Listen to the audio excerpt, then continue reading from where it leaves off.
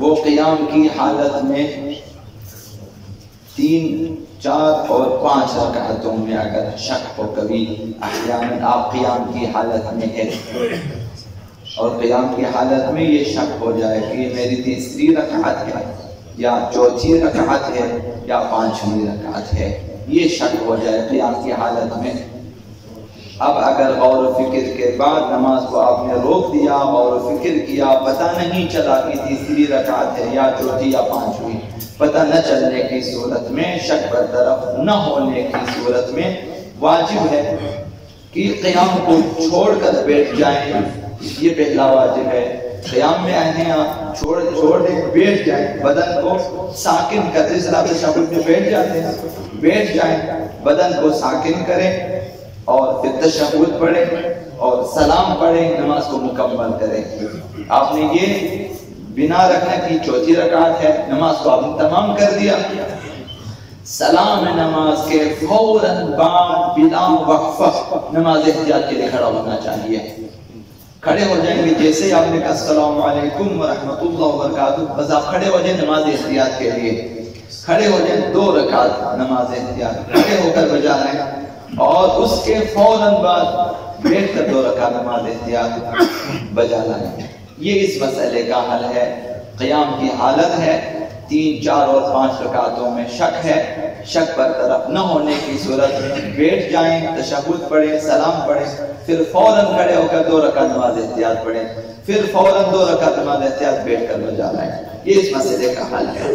حضرت آیت اللہ مکارم شیرازی کے مقلدین کے لیے اسی مسئلے میں فتویٰ یہ بھی ہے کہ اس نماز کو دوبارہ بھی بجا لانا ہے، اسی شک کے احکام پہ عمل بھی کرنا ہے اور اس کے بعد اس نماز کو دوبارہ بھی بجا لانا ہے۔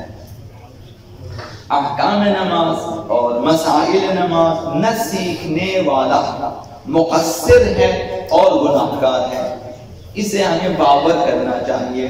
مقصر ہے، کوتاہی کی ہے اور اس نے گناہ کیا ہے، گناہ یعنی اللہ کی نافرمانی کی ہے، معصیت کی ہے، یعنی دین مبین اسلام کے احکامات نہ سیکھنا، وہ احکامات جن کی آپ کو ضرورت پڑتی ہے نہ سیکھنا معصیت ہے، نافرمانی ہے اور گناہ ہے۔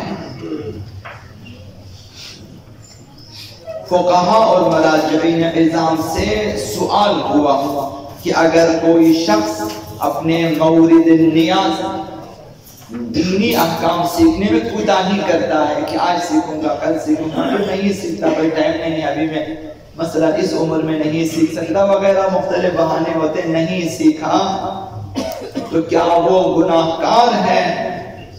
جواب میں انہوں نے فرمایا اگر احکام نہ سیکھنے کے نتیجے میں کوئی واجب ترک ہو جاتا ہے یا کسی حرام کا مرتکب ہو جاتا ہے تو وہ گناہ گار ہے۔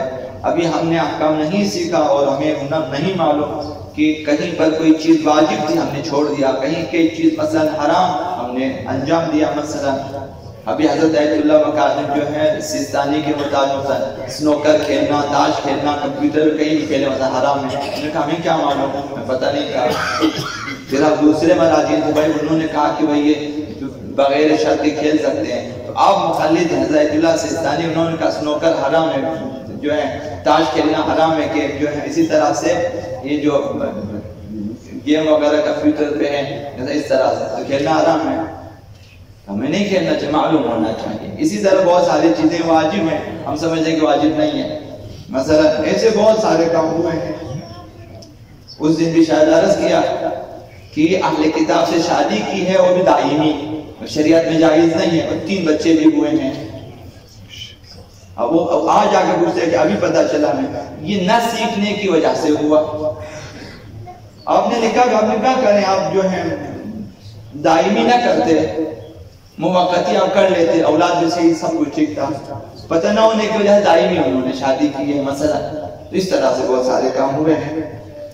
تو لہٰذا اگر احکام نہ سیکھنے کی وجہ سے کسی واجب ترک ہو جاتا ہے، کسی حرام کا ارتکاب ہو جاتا ہے تو انسان گناہ گار ہے، اور وہ بھی گناہ عظیم گناہ ہے، چھوٹا گناہ نہیں ہے۔ حضرت آقا رسول خدا صلی اللہ علیہ وسلم کا ارشاد گرامی ہے کہ اُفٍ لِكُلِّ مُسْلِمٍ، ہر مسلمان کے لیے حیف ہے، افسوس ہے، حسرت ہے، اس کے لیے ویل ہے۔ اف کا ایک معنی یہ ہے کہ میں ناراض ہوں، کہ مجھے مثلا تکلیف ہوتی ہے، کوئی مسلمان اگر نہیں سیکھتا تکلیف ہوتی ہے تو میں ناراض ہوں سے۔ لا يجعل في كل جمعة يوما، ہر ہفتے میں ایک دن کو یہ شخص قرار نہیں دیتا، معین نہیں کرتا، يتفقه في امر دینه، جس میں وہ اپنے دینی چیزیں سوال کرے۔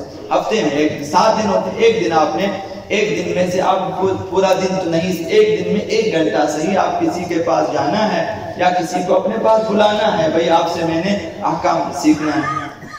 پورا ہفتہ آپ اسے بتا دیں کہ آئندہ ہفتہ آپ تشریف لائیں گے اور آپ سے میں نے نماز کے بارے میں، وضو کے بارے میں پوچھنا ہے۔ یہ فرض ہے۔ پیغمبر صلی اللہ علیہ وسلم نے فرمایا کہ جو شخص ایسا نہیں کرتا افسوس ہے اس کے لیے، حیف ہے اس کے لیے، جو ہفتے میں ایک دن احکام دین سیکھنے کے لیے معین ہے۔ وَيَسْأَلُ عَنْ دِينِ، جس دن وہ دینی چیزیں سوال کرے، اگر یہ کام نہیں کرتا افسوس ہے اس کے لیے۔ پیغمبر علیہ السلام ناراض ہے اس سے۔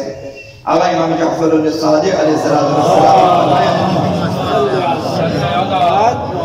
کہ حضرت لقمان حکیم نے اپنے بیٹے کی نصیحت کی کہ اجعل فی ایامک و لیالک و ساعاتک نصیبا لک فی طلب العلم، دن رات اور ان کے جتنے اوقات ہو ایک حصہ حصول علم کے لیے قرار دو۔ حصول علم میں کیا ضروری ترین چیز یہی علم احکام سیکھنا ہے۔ فرمایا کہ فی طلب العلم فإنک لن تجد لک تضییعا مثل ترکہ، اگر علم سیکھنا خصوصاً احکام دین سیکھنا اگر تم نے چھوڑ دیا تو اس سے بڑا کوئی خسارہ نہیں کیا تم نے۔